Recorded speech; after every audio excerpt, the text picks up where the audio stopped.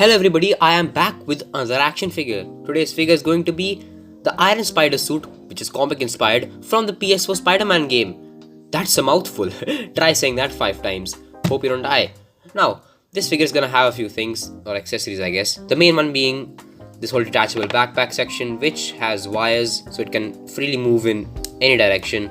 And it has about more than 10 points of articulation, and overall it can also hold accessories due to these accessible points on the hands.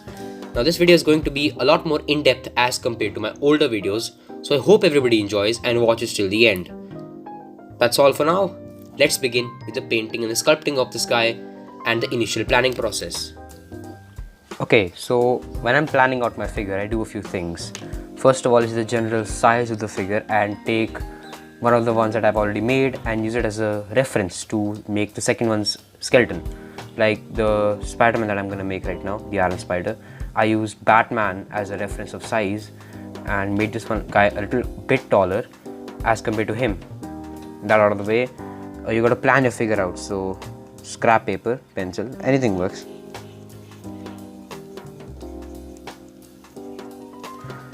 My initial plan for this figure is what I'm planning to do in every figure basically that I'm going for. Let's say this is a skeleton.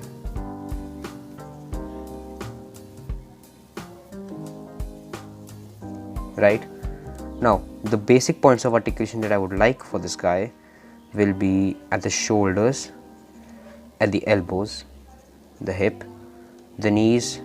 Now some joints which I would like, which are optional, which I usually don't go for but are nice, are the neck, the feet, and if life's good, the hands. Then you have accessories for that figure.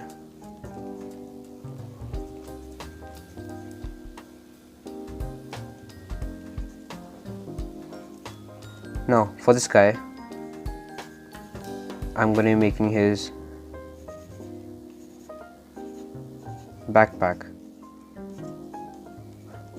So the basic idea that I'm going to have is the figure itself will have a magnet inside it, which will, again, the same magnet will be in the bag. I've done this thing in a previous video where I make the Infinity War Spider-Man, so it's going to be the same. There's going to be one wire which goes through like this, the other which goes through like this, with M-seal on the tips to simulate the pincers. Now that this way I can sculpt over this part and all that. Very simple, very easy. Once I've done all that, the planning's done. I do a few rough sketches to actually get interested into the figure.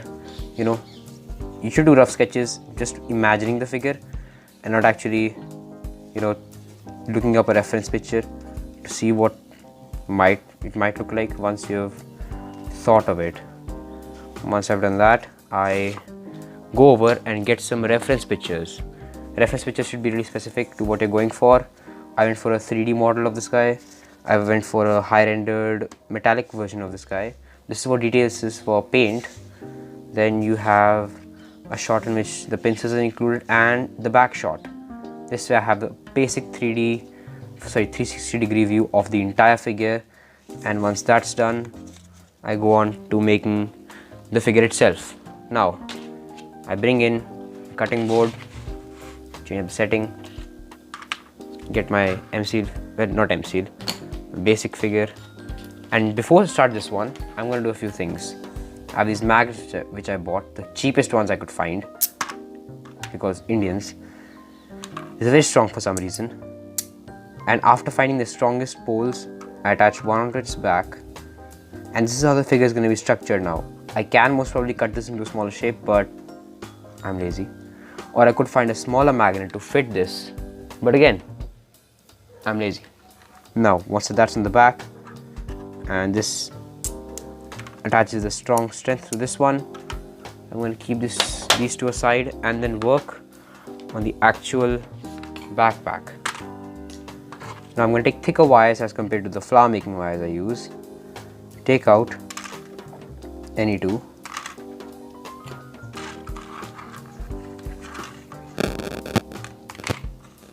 And just first of all even the pair out at the end, and then puts on the magnet. I'm obviously gonna have to stick them later, but no. The trick I'm using is very simple. What I'm gonna do after this is, once I've stuck them down, I'm gonna take some Fevikwik and just, my god, it's the oldest one I could find. Why? And whatever remaining I have, I just put it on and let the rest of it leak off. Now I'm going to wait for this to dry, and once it is, hopefully it has a strong enough bond.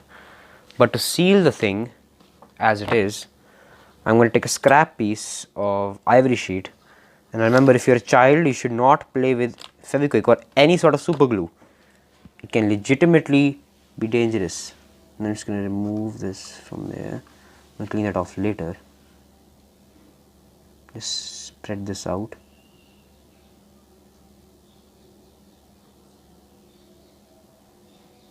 And pull it under the small cracks of the wire itself.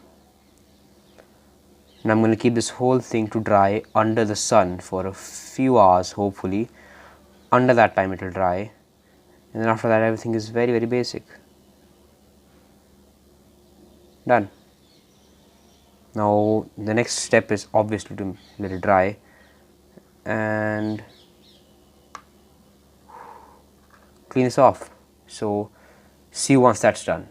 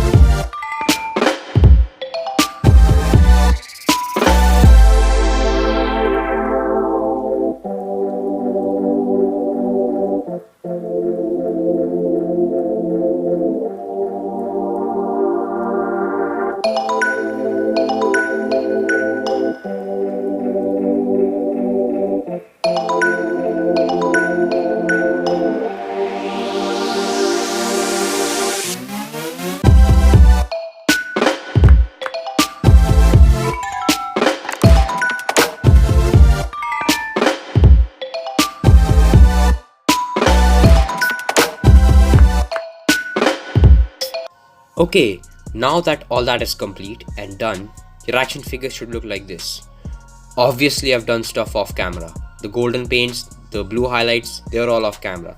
Especially the blue highlights, which were added by me, which are completely independent of this figure. Excuse me, because I like blue highlights, especially on Iron Man armors. This is technically an Iron Man armor.